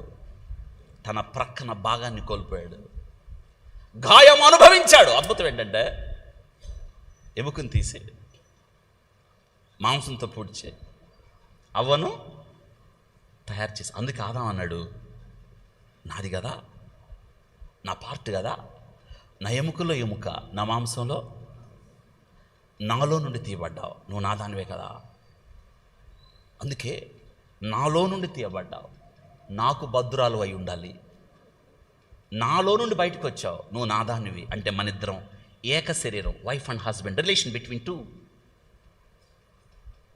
ఆదాము గాఢ నిద్రపోయాడు. జాగ్రత్త వినండి, ఊరికే రాలేదు. నిద్ర గురించి బైబిల్ ఏం చెప్తుంది? మరణం. లాజరు నిద్రించుచున్నాడు, తబితా నిద్రిస్తుంది కదా. నిద్రతో చెప్పాడు. నిద్ర మరణంతో సమానం. ఇక్కడ మీకేం అర్థమవుతుంది తెలుసా? ఆదాము నిద్ర లేచాడు. ఎదురు ఎవరు కనిపిస్తున్నారు? అదే చెప్పండి, ఎవరు? ఆయన భార్య. మచ్చ ఉందా లేదా ఆదాముకి? గాయం ఉందా లేదా? అంటే అవ్వ ఎక్కడి నుంచి వచ్చింది? ఎవరిలో నుంచి? అవ్వ అంటే ఆదాముకి ఏమైద్ది? పెద్ద చెప్పండి, భార్య. చెప్పండి, ఏమైద్ది? ఇప్పుడు మనం ఎవరివి? సంఘం అంటే ఎవరికి భార్యగా మనం అవుతున్నాం? అంటే ఆదాము నిద్రపోయినప్పుడు, మరణ నిద్రతో పోల్చినప్పుడు, ఆదాము ప్రక్కన గాయపరచబడినప్పుడు అవ ఎలా వచ్చిందో క్రీస్తు ప్రభు ప్రాణం పెట్టాడండి. ఆయన ప్రక్క గాయపరచబడగా, ఆయన గాయాలలో నుండి, ఆయన రక్తధారల్లో నుండి, అటువలే క్రీస్తు కూడా సంఘమును ప్రేమించి సంఘము కొరకు తను తాను అప్పగించుకొనెను. తన స్వరక్తమిచ్చి సంపాదించిన సంఘం. అందుకే భార్యలారా, మీ సొంత పురుషులకు పెద్దగా కుటుంబం. సాతానుడు ఏం చేశాడు తెలుసా? స్త్రీ మిక్కిలి బలహీన ఘటమని లోకాశలు చూపించి, ఈరోజు మీకు కొన్ని కారణాలు చెప్తాను ఎందుకు భర్తను చంపేస్తున్నారో. మధ్యలో చొరబడిపోయి కుటుంబ వ్యవస్థను విచ్ఛిన్నం చేస్తున్నాడు, మనోనేత్రానికి గుడ్డితనం కలిగిస్తున్నాడు, బాంధవ్యాలను చెడగొట్టేస్తున్నాడు, వివాహ వ్యవస్థను భ్రష్టు చేస్తున్నాడు. దుఃఖకరం ఏంటో తెలుసా? సుప్రీంకోర్టు, ఢిల్లీ హైకోర్టు తీర్పులు ఇచ్చినాయి. ఏంటంటే వివాహం చేసుకున్న భార్య కావచ్చు, వివాహం చేసుకున్న భర్త కావచ్చు, వారు వేరే వాళ్ళతో సంబంధం పెట్టుకున్నా అది నేరం కాదు. నైతికంగా తప్పేమో కానీ అది వారి స్వేచ్ఛకు భంగం కలిగించద్దు, ఇది తప్పు కాదని కోర్టు తీర్పులు ఇచ్చినాయి. ఎంత విచిత్రం! కానీ బైబిల్ చెప్తుంది తప్పు. ఎంత తప్పు తప్పు అంటే మరణం అంత తప్పు. వాక్యం చెప్తుంది. నిజంగా ఎంత గొప్ప వాక్యం వింటుందో తెలుసా? తప్పుని పాపముగా ఖండిస్తుంది దేవుని యొక్క వాక్యం. ఎందుకంటే వివాహ వ్యవస్థ, భార్యాభర్తల మధ్య ఉన్న ఈ సంబంధం క్రీస్తు ప్రభుకి సంఘానికి ఉన్న సంబంధం అనే పవిత్రతను చూపిస్తుంది. అందుకే వివాహము అన్ని విషయాల్లో ఘనమైందని చెప్తూ కిందికి ఒక మాట చెప్తుంది. పాన్పు అంటే ఆయనతో కలుసుకునే ఈ చోటు. అబ్బాబాబాబా, ఈ సంఘం ఆయనతో కలుసుకున్న ప్రతి చోటు, ప్రభు పాదాలు పట్టుకున్న ప్రతి చోటు, ప్రభును వేడుకున్న ప్రతి చోటు, ప్రభు ప్రార్థన చేసిన ప్రతి చోటు, ఆయనతో పాటలు పాడుతూ ఆరాధిస్తున్న ప్రతి చోటు ఆయన్ని కలుసుకున్న పాన్పు. ఎట్టుండాలి అది? అది క్రీస్తుకి సంఘమునకు మాత్రమే సంబంధించిన నిలయం. అది ఎట్లా ఉండాలి తెలుసా? పాన్పు ఎలా ఉండాలో ఆయన్ని కలుసుకునే చోటు. దాన్ని అపవాది ఏం చేశాడు తెలుసా? భర్త స్థానంలో పరాయి వాణ్ణి తీసుకొచ్చి ఆమంటుంది, భర్త లేడు, దూర ప్రాంతం వెళ్ళి ఉన్నాడు, సాయంత్రము సంధ్యావేళ ఆ వీధిలో తిరుగుతున్నాడు అంట ఒకడు. ఎవడాడు? వీధిలో. ఎక్కడుంది ఈ మాట? సామెతల గ్రంథంలో వాడు వీధిలో తిరుగుతుంటే ఏమంటుందంట, రే పోయాడు, దూర ప్రాంతం వెళ్ళాడు, రారా ఆయన వచ్చే వరకు నువ్వు నాతో రా, మనము వలపు తీరుదామని. ఎంత దుఃఖకరం. ఎందుకు దేవుడు అని రాయించాడంటే వివాహ వ్యవస్థ భ్రష్టు పట్టకూడదు, ఇది పరిశుద్ధమైంది. ఎందుకంటే అందుకే ఇందాక ఒక మాట చెప్పాను, స్టేజ్ మీదకి సిద్ధపడి ఎవరు వచ్చేసారు? పెళ్లి కొడుకు వచ్చేసాడు. రావాల్సింది ఎవరు? ఆమె పెళ్లి కొడుకు కన్నా ముందు వచ్చిద్దా తర్వాత వచ్చిద్దా? అందుకే ఈ మధ్య లేట్ అవుతుందని ఏం చేస్తున్నారు, ఇద్దరిని ఒకేసారి తెస్తున్నారు. సంతోషం. ఆమె సిద్ధపాటు అనేది చాలా చాలా చాలా ముఖ్యం. ఆదాముకు గాయమైంది. ఆ గాయం చూచినప్పుడల్లా అవునండి, భార్య కావడానికి ఆ దినాలు అంత తేలిగ్గా భార్య దొరికేది కాదు. ఎంతో కష్టపడితేనే. యాకోబుకు అంత తేలిగ్గా భార్య దొరికిందా? ఎన్ని సంవత్సరాలు కొలువు చేశాడండి? రాహేలు కొరకు ఎన్నేళ్ళు? 14, ఇంకొక 6 కలుపుకుంటే మొత్తం ఎంత? 20 ఏళ్ళు. 6 ఏళ్ళు గడిచిపోయినాయి, 7 ఏళ్ళు పోయినాయి, ఇంకొక 7 ఏళ్ళు చేయమన్నాడు. మొత్తం ఎన్నేళ్ళు? రాహేల్ కోసం అంటున్నాడు, నీ కోసం 10 సార్లు మోసాన్ని భరించాను. ఎన్నిసార్లు? మీ నాన్న ఎన్నిసార్లు జీతం మార్చాడు? భార్య కొరకు జీతగాడుగా మారాడండి. ఎవరు? భార్య కోసం. చెప్పండి, భార్య కోసం యాకోబు దేనిగా మారాడు? పెద్దగా జీతగాడుగా మారాడు. నేటి దినాన పెళ్లి సంబంధానికి వచ్చిన పెళ్లి కొడుకుతో, రే నువ్వు నా కూతురుని చేసుకున్నట్టు జీతగాడుగా మారంటే ఫుల్ ఫైట్ జరిగిద్దాడా? మారతారా? కొలువు చేయి మా ఇంట్లో అంటే మారతారా? జీతగాడిగా మారాను, పనివాడిగా మారాను. రాహేల్తో అంటున్నాడు యాకోబు, నీకోసం ఎండకు ఎండాను, మంచుకి ఇంకొక మాట అన్నాడండి, నిద్ర నా కనులకు, కానీ నిన్ను సంపాదించుకున్నా. భార్య ఊరికే దొరకలా భార్య. అవునండి, కానీ నేటి దినాన చట్టం మారిపోయింది కదా. వివాహ వ్యవస్థలో సాతానుడు జొరబడిపోయి ఏ వివాహ వ్యవస్థను దేవుడు చూడాలనుకున్నాడో ఆ వివాహ వ్యవస్థను సాతానుడు ఎంతగా పాడు చేశాడు చూసారా?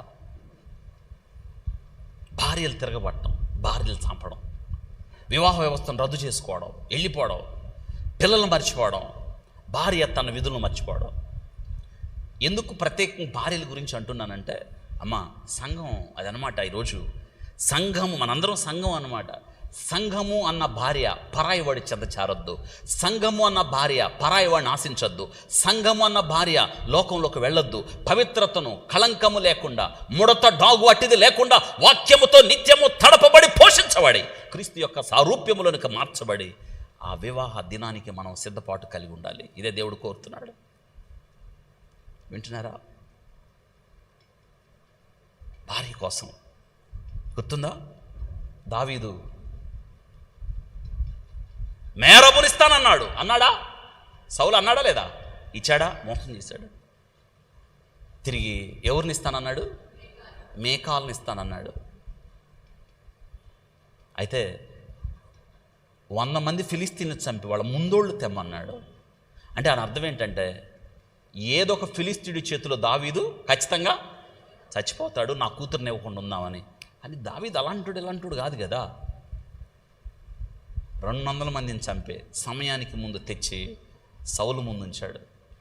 అంటే మీకాల్ను భార్యను పొందడానికి ప్రాణానికి తెగించవలసి వచ్చిన, యుద్ధము చేయవలసి వచ్చిన. ఇంకొక మాట చెప్పాలి, కాలేబు స్వయంవరం పెట్టాడు తన భార్య అక్సా కోసం కదా. కిరియత్సెఫెరు పట్టణాన్ని జయించిన వాడికి నా కుమార్తెనిస్తాను అని అక్కడ ముందుకు వచ్చాడు. మొట్టమొదటి న్యాయాధిపతి ఎవరైనా? ఒత్నీయేలు. కిర్యాఫెరెత్ పట్టణాన్ని జయించి, అవును, యుద్ధము చేసి ప్రాణానికి తెగించి అక్సాను పొందాడు. ఊరికే వచ్చిందా భార్య? రాలేదు, ప్రాణానికి తెగించవలసి వచ్చింది. భార్య కొరకు యాకోబు కొలువు చేసినాడు వాక్యం రాయబడ్డది. కానీ నేటి దినాన రివర్స్ అయింది. ఎంత రివర్స్ అయిందో తెలుసా? మన ఆడపిల్లలకు పెళ్లి చేయడం అంత కష్టమైందండి కదా. వెతకాలి, వాళ్ళ బతిమలాడాలి, కట్నాలు కానుకలు కదా.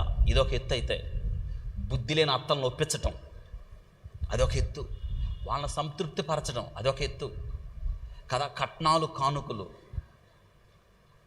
చట్ట వ్యతిరేకం. కట్నాలు కానుకలు ఇవ్వద్దు, తీసుకోవద్దు. వింటున్నారా? మనం చేయకూడదు ఆ పని. ఆ దినాల్లో భార్యను పొందడానికి పురుషులు ఏమివ్వాల్సి వచ్చేది? ఓలి వెల ఇవ్వాలి, వెల చెల్లించాలి. కానీ ఇప్పుడు ఆడపిల్లని పెంచింది కాక, సంరక్షించింది కాక, ఇన్ని సంవత్సరాలు కాపాడి భద్రపరిచి చదివించి ఉద్యోగాలు తెచ్చింది కాక, ఆమెతో పాటు ఏమివ్వాలి? అదే చెప్పండి. ఈసారి మీ ఇంటికి వచ్చి కట్నం పడితే కట్టేసేయండి వాళ్ళు. ఏంట్రా నీకు ఇచ్చేది? పేరుకి క్రైస్తవులు, దేనికి రా క్రైస్తవుడు? బుద్ధి లేని కుక్క. తిట్టండి వాళ్ళని, తప్పులేదు. కట్టేసేయండి, ఏం పర్వాలేదు, కట్టేసేయండి. ఒక 2 hours కట్టేసి వదిలేసేయండి. ఎందుకంటే కుక్కలు వాళ్ళు. కట్నం అడిగేవాడు కుక్క. TV9లో వచ్చేది కింద, ఇదివరకు ఇప్పుడు వస్తుందో లేదు తెలీదు. కట్నం అడిగేవాడు గాడిద ఫీల్ అవుతుంది, అందుకే తీసేశారు దాన్ని. ఎద్దు తన కామందు నెరుగు. గాడిదలు కట్నాలు ఎందుకు అడుగుతున్నాయి? మనుషులు అడుగుతున్నారు. కాబట్టి ఇక్కడ యేసుక్రీస్తు ప్రభు కూడా భార్య కోసం, సంఘము కొరకు తనను తాను అప్పగించుకొనెను. ఇదే మనం అదే వాక్యం చదువుతున్నాం. భార్య కొరకు తనను తాను, అందుకే అది పరిశుద్ధంగా ఉండాలని, నిర్దోషిగా ఉండాలని, మహిమకరమై కళంకము కాని, ముడత కాని, అట్టిది ఏది లేకుండా ఉండాలని దేవుడు కోరుతున్నాడు. ఇది మనం జ్ఞాపకం చేసుకోవాలి. వింటున్నారా? కాబట్టి దినాన వాక్యం వింటున్నా మనం, భార్యలుగా ఉన్న మనం, అమ్మా సంఘం ఎంత నమ్మకంగా ఉండాలి దేవునికి. వధువు సంఘం ఎంత ప్రియంగా ఉండాలి, ఎంత పవిత్రంగా ఉండాలి. కానీ నేటి దినాన పరిస్థితులు చూస్తూ ఉంటాయి. కారణాలు ఏంటో చెప్తాను. ఎందుకు చంపేస్తున్నారు? ఎందుకు వివాహ వ్యవస్థను పాడు చేసుకుంటున్నారు? ఒకనప్పుడు పురుషుడు ఏదో చేసేవాడు, ఇప్పుడు రివర్స్ అయిపోయింది మొత్తం. కారణాలు స్పష్టంగా మనకేం కనిపిస్తుందో తెలుసా? అంత్యకాల సంభవాలు ఇవన్నీ. ఎందుకు చంపుతున్నారు? బలహీన ఘట్టం కదా. కానీ బలహీన ఘట్టం లాగా లేదామా, ప్రేరేపితమవుతుంది. వివాహ వ్యవస్థలోకి అపవాది ప్రవేశిస్తున్నాడు. ఎందుకో తెలుసా? ఒక్క ఆమెని, వాక్యం రాయబడ్డది, మిక్కిలి బలహీన ఘట్టమని. మిక్కిలి బలహీన ఘట్టం. ఆమెను పట్టుకుంటే, ఆమెను తనకు బానిసగా చేసుకుంటే భర్త ఉండడం, బిడ్డలు పాడైపోతారు. దేవుడు ఏ వివాహ వ్యవస్థ కోరుకున్నాడో అది విచ్ఛిన్నం చేయొచ్చని అపవాది ఎటు జొరబడ్డాడో మీకు అర్థమవుతుందా? ఏదేను తోటలో ఏదైతే జరిగిందో నేటి దినాన కుటుంబ వ్యవస్థలో జరుగుతుంది. అందులో మొట్టమొదటి కారణం ఏంటో తెలుసా? ఇవి అంత్యకాల సంభవాలు. క్రూరులు, పౌలు గారు తిమోతికి రాస్తున్నాడు. 2 తిమోతి పత్రిక 3వ అధ్యాయంలో మొదటి 5 వచనాల్లో అందులో కొన్ని పదాలు మీకు కనిపిస్తాయి. అంత్యకాలాలు అపాయకరమైన కాలములు వచ్చునని తెలుసుకున్నామని చెప్పి అనురాగ రహితులు, అతి ద్వేషులు అని చెప్తూ క్రూరులు, ద్రోహులు అని చెప్పాడు. ఇది క్రూరులు, ద్రోహులు. చివరి దినాల్లో క్రూరత్వం, చివరి దినాల్లో దుష్టత్వం, అనురాగం లేకపోవడం, ద్వేషం, సజ్జన ద్వేషులు అంటున్నారు. ఇక రెండో విషయం, ఎందుకు చంపుతున్నారు కారణాలు మనం ఆలోచిస్తే వివాహ బంధాలకు విలువ ఇవ్వకపోవడం. ఈ సర్వేలో నేను కొన్ని మార్చాను. ఇవి ఎందుకు ఇలా జరుగుతుందంటే ప్రపంచవ్యాప్తంగా సర్వే చేశారు, ఎందుకు భార్యలు చంపేస్తున్నారు ఇవన్నీ.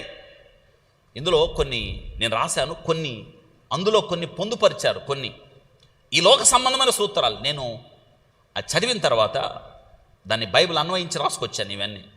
రెండోది, వివాహ బంధాలకు విలువపోవడం. రాసుకోండి. అంటే వివాహం అంటే ఏంటో తెలియకపోవడం. వాళ్ళు ఎందుకు అలా చేస్తున్నారంటే వివాహం ఏంటి? వివాహం అంటే ఇది ఈ బంధం కడవరక కొద్ది కాలమా? కడదాకా నీతోనే కాపురము చేయుదును. పాస్కర్ ఎందుకు చెప్పిస్తాడు అలాగా? ఇద్దరి చేత నీతోనే, ఇతరులను ఎవరిని చెప్పండి, ఇతరులు ఎవరిని ఆశింపక. ఆశిస్తున్నారు ఇక్కడ సమస్య అది. పరాయి పురుషుడు పరాయి వాని చెంత నో వాక్యం రాయబడ్డది. వివాహ బంధం ఎలాంటిదో తెలియదు. ఇంకా ఇద్దరు కలిస్తేనే కుటుంబం. క్రీస్తు సంఘమునకు శిరస్సయ్యునలాగున స్త్రీకి శిరస్సు పురుషుడు. ఈ బంధం తెలీదు. వివాహం అంటే ఏంటో. ఏంటి వివాహం అంటే? దేవుని యందు భయభక్తులు కలిగిన భర్త, దేవుని యందు భయభక్తులు కలిగిన భార్య, ఈ ఇద్దరి మధ్య క్రీస్తు అనగా యేసు క్రీస్తు ప్రభు పెళ్లి కుమారునికి గుర్తుగా కనిపిస్తున్నాడు. వధువు భార్య సంఘమునకు పోలిక. వీరిద్దరి మధ్య సంబంధం ఏమిటి అంటే క్రీస్తునకు సంఘానికి ఉన్న సంబంధం కదా. పవిత్రంగా ఉండాలి. సంఘం అన్నగా భార్య, పురుషుడైన క్రీస్తుతో సంబంధం కలిగి లోకంలో మనం ఏం చేయాలి తెలుసా? పచ్చని ఒలివ మొక్కలు లాంటి బిడ్డలను కనాలి. దాని అర్థం ఏంటంటే మనం సువార్త చెప్పి అనేక ఆత్మలు తెచ్చి ఎక్కడ పెట్టాలి? ఇదే. అపని చేస్తున్నామా? దేవుని యందు భయభక్తులు కలిగిన భర్త, దేవుని యందు భయభక్తులు కలిగిన భార్య, వాళ్ళలో నుంచి వచ్చేవాళ్ళు గాడ్లీ చిల్డ్రన్. దేవుడు లోకానికి ఆ బిడ్డల్ని ఇవ్వాలనుకుంటున్నాడు. దేవుడు కోరుకున్న కుటుంబ వ్యవస్థ ఇది. ఎందుకు? రెండో కారణం ఏంటంటే వివాహ బంధాలు విలువ తెలియట్లేదు చాలామందికి. వివాహం అంటే ఏంటో తెలియదు. మూడో విషయం, బలవంతపు వివాహాలు. మనం జరిగింది అదే కదా. నేను కొన్ని విషయాలు చెప్పాను మీకు. బలవంతపు వివాహాలు. ఇక్కడ వివాహం అనేది స్వచ్ఛంగా ఉండాలి, నిర్మలంగా ఉండాలి, బలవంతంగా ఉండకూడదు. ప్రత్యేకంగా ఇక్కడ జరుగుతుంది ఏంటంటే బలంతాన నిలబడవది. దేవుని చిత్తమా కాదా? ప్రభు బిడ్డలా కాదా? వాక్యపు వెలుగులో వారిని జడ్జ్ చేయాలి. బలంతో వివాహాలు నిలబడవు. చట్టం అదే కదా. మొన్న మేఘాలయలో జరిగిన సంఘటన అదే కదా. మీరట్లో జరిగిన సంఘటన అదే కదా. వరంగల్లో ఒక డాక్టర్ గారిని ఒక ఆమె ఏం చేసింది తెలుసు కదా. బలవంత వివాహాలు. ఇక కీలకమైంది అక్రమ సంబంధాలు. ఇందాక చెప్పాను నేను, పరాయి పురుషుడు, అక్రమ సంబంధాలు. రాసుకోవాలి మీరు, ఇవన్నీ రాసుకోవాలి. అక్రమ సంబంధాలు. ఎందుకు వివాహ వ్యవస్థలు పాడైపోతున్నాయి? ఎందుకు భర్తలు చంపబడుతున్నారు? ఇదే కారణం. ఏ అక్రమ సంబంధమైనా విషాదంతో ముగించబడుతుంది, దుఃఖంతో ముగించబడుతుంది.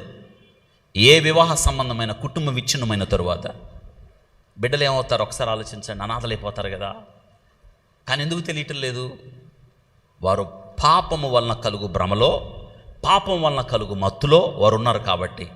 ఇక నాలుగోది మానసిక రుగ్మతలు. ఈ చివరి దినాల్లో తెలుసా, మనిషి యొక్క హృదయాలు పాడైపోతున్నాయి. పాపంతో నిండిన హృదయాలు, మనిషి యొక్క ఊహ తలంపు కేవలం చెడ్డది. మానసిక రుగ్మతలు. ఇక ఐదోది గృహహింస. ఇక్కడ జరుగుతుంది ఏంటంటే భర్త భార్యను కొట్టడం, భార్య సహించడం, కొద్ది కాలానికి తిరగబడ్డం. ఇది చేయకూడదనే కదా దేవుడు చెప్తుంది. జ్ఞానంతో కాపురం చేయండి. Marriage is nothing but falling with same person. That's marriage. ఒకే వ్యక్తిని వివాహంలో అనేక సార్లు ప్రేమిస్తూ ప్రేమిస్తూ ప్రేమిస్తూ ఉండడమే వివాహం. Marriage is nothing but understanding. Marriage is nothing but union of two forgivers. అర్థం చేసుకుని ఉండాలి, ఒకరినొకరు క్షమించుకోవాలి. This is marriage. హింసించకూడదు, గొడవలు ఉండకూడదు, కుటుంబాల్లో అల్లర్లు ఉండకూడదు, కీచులాట్లు ఉండకూడదు, ఏ ఇంట్లో కేకలు ఉండకూడదు. పీస్. దేవుని వాక్యం అనే చట్టాన్ని అమలు జరపాలి అక్కడ. ఇంటి శాంతికి ఎవరు భంగం కలిగించకూడదు. క్రీస్తు సమాధానాధిపతిగా మన ఇంట్లో ఉన్నప్పుడు ఆ ఇంట్లో గొడవలు ఉండకూడదు. అండర్స్టాండింగ్తో ముందుకెళ్ళాలి. వింటున్నారు? దేవుడు కోరుకున్న కుటుంబం. వంశ పారంపర్య వివాదాలు, ఇది కూడా మొన్న లెక్కల్లో తేల్చారు. ఏంటంటే ఆస్తి గొడవలు, వంశ పారంపర్య వివాదాలు కుటుంబాల్లో చెలరేగిపోయి అల్లుకొలోలం అవుతున్నాయంట. అవును, మొన్న కర్ణాటకలో డీజీపీ ఇదే కదా జరిగింది. భార్య ఎందుకు చంపిందంటే ఆయన ఆస్తులు మొత్తం ఎవరికో ఇస్తున్నాడు, వాళ్ళ చెల్లికి ఇస్తున్నాడు, అక్కడ ఉంటున్నాడు, ఇక్కడ ఉంటున్నాడు. ఇక డబ్బు ఆస్తి కొరకైన గొడవలు. ఇదే డబ్బు ఆస్తి కొరకైన ఆర్థిక సమస్యలు అన్నమాట. ఆర్థిక సమస్యలు వినండి, ఇక్కడ ఒక విషయాన్ని మీరు తెలుసుకోవాలి. ఆర్థిక సమస్యలు, ఇక్కడ ఒక మాట చెప్పాలి. లెక్కలు చాలా ముఖ్యమా? మీ ఇంట్లో మీరు ఆర్థికం ఎవరు లెక్క పెడతారో ఒక మాట చెప్పను నేను. నన్ను రే గుర్తుపెట్టుకోండి. 10 రూపాయలు వచ్చినాయా, లెక్కలు జాగ్రత్త చాలు. 100 రూపాయలు వచ్చినాయా చాలు. ఒక మాట గుర్తుపెట్టుకోండి, పొదుపు లెక్కలు సరిగ్గా ఉండాలి చాలు. నేను ఏ స్థితిలో ఉన్నాను ఆ స్థితిలో సంతృప్తి కలిగి నేర్చుకున్నాను. ఎక్కువలొద్దు, గొప్పలొద్దు, మనకి లేనిదొద్దు, అప్పులు చేయొద్దు. గోపురం కట్టేవాడు లెక్కలు చూసుకోవాలి. లెక్కలు సరిపోతేనే గోపురం కట్టాలి. గోపురం మధ్యలో అయిపోతే సిగ్గు కలుగుతుంది. మనకు వస్తుంది ఎంత, ఖర్చులు ఎంత, ఏం చేయగలం? అప్పులు చేయకండి. మనము తీర్చలేని అప్పులు చేయొద్దు. ఇంట్లో వివాదాలు మిగులుతాయి. ఏ ఇంట్లో అప్పులు ఉంటాయో ఆ ఇంట్లో మనశ్శాంతి ఎందుకు ఉంటుంది? గొడవలు అదే కదా, గొడవలు అయ్యే కదా. క్రైస్తవులుగా క్రమం ఉంది, పద్ధతి ఉంది. నేను మళ్ళీ మళ్ళీ జ్ఞాపకం చేస్తున్నాను. ఏది అవసరం అదే కొనండి, అవసరం లేనిది కొనద్దు. ఎంతవరకు అవసరం అంతే ఖర్చు పెట్టండి. అదే సమయంలో దుబారా చేయొద్దు, దాయండి. కొంచెం, కనీసం కొంచెం దాచిపెట్టండి. ఎందుకో తెలుసా? మీ కష్టకాలంలో ఉపయోగపడతాయి. చీమలు దాచిపెట్టుకున్నాయి. రాబో వర్షాకాలంలో మాకెవరు? ఒక మాట గుర్తుపెడుతున్నాను, దేవుడు మనకి ఒక వ్యక్తిత్వం ఇచ్చాడు. ఎవరి దగ్గర చేయలు దాచదు. కష్టపడండి, జీవితంలో ఎదగండి. ఇది దేవుడు మనకు నేర్పింది. ఇంకా కష్టపడి ఇంకా కష్టపడి కష్టముతో ఎదగండి. ప్రభు ఆనందిస్తాడు. 5 రొట్లు 2 చేపలు, అద్భుతం. 12 గంపలు మిగిలాయి. 20,000 మంది అన్నారు అందరు కలిపితే లెక్క. 5,000 మంది పురుషులు, 5,000 మంది స్త్రీలు, పిల్లలు లెక్క పెడితే పురుషులు 5,000 మంది, 15,000 నుంచి 20,000 మంది. మిగిలింది ఎన్ని? ప్రభువు చెప్పారు. ప్రభు చెప్తున్నాడు, ఒక్కటి వ్యర్థం అవ్వద్దు. మీరు తినే తిండిలో, మీరు కొంటున్న వస్తువులో, మీరు కొంటున్న వస్త్రాల్లో మితం చాలు. అంతవరకు చాలు, అంతవరకు చాలు. వేరేవారిని చూసి మన జీవితాన్ని ఉండకూడదు. మన జీవితం మనదే. వేరేవారిని అనుకరించడానికి, వేరేవారితో పోటీ పడడానికి మనం లేవు. మనతో మనకే పోటీ. ఇక్కడ ఎవరిని చూసి మీ జీవితం ప్రభావితం అవ్వకూడదు. వింటున్నారా? ఈ దినాన కుటుంబాలు పతనమైపోవడానికి కారణం ఆర్థిక సమస్యలు. ఆ పని చేయకండి.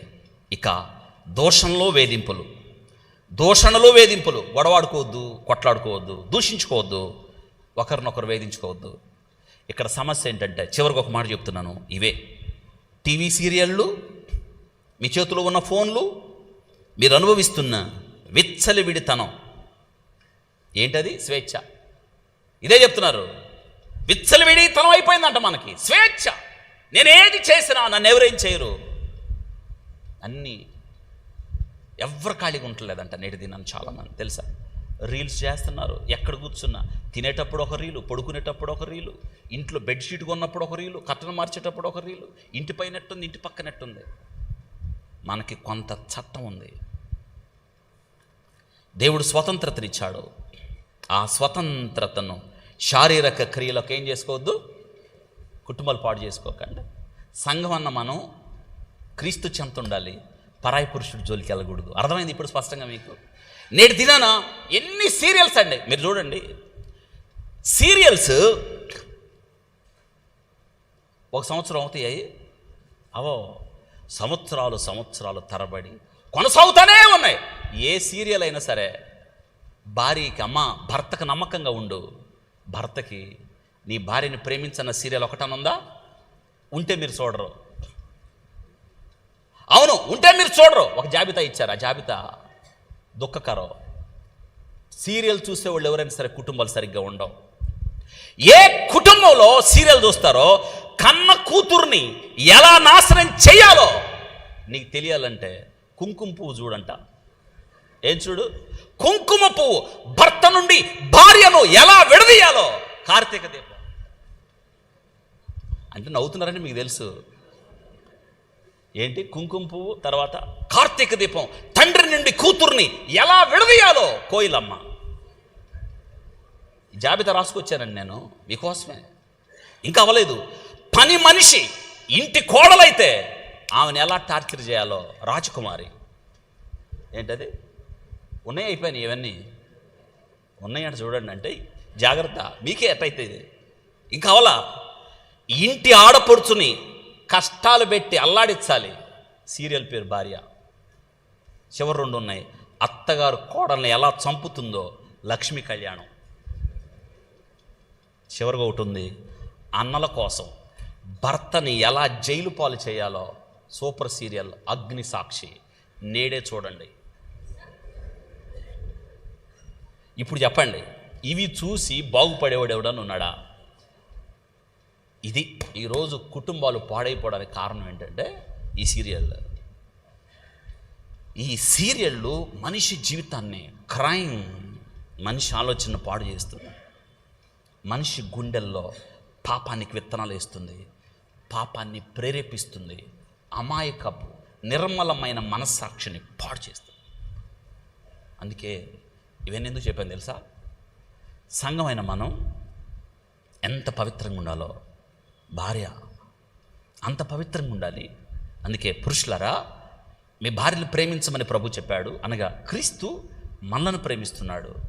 సంఘం మనం ఎవరికి లోబడాలి? క్రీస్తుకు లోబడాలి.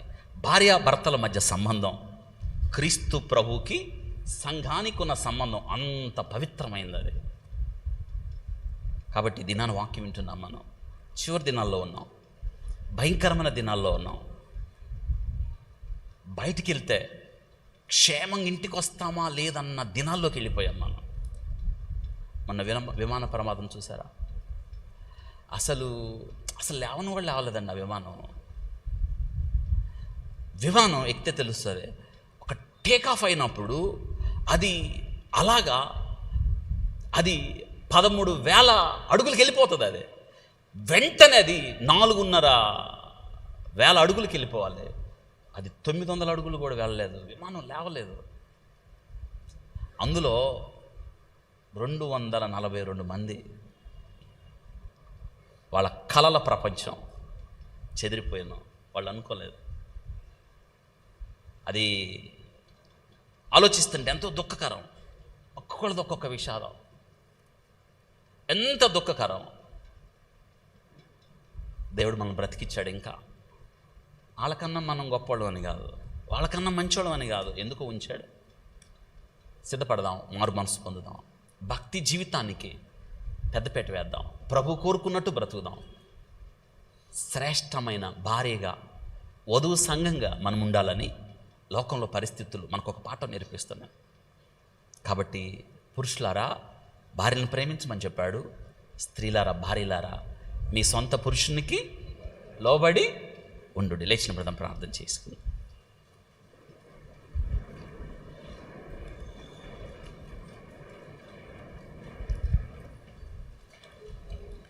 పరిశుద్ధుడా స్తోత్రాలు. నేను స్తుతిస్తున్నాం, కీర్తిస్తున్నాం.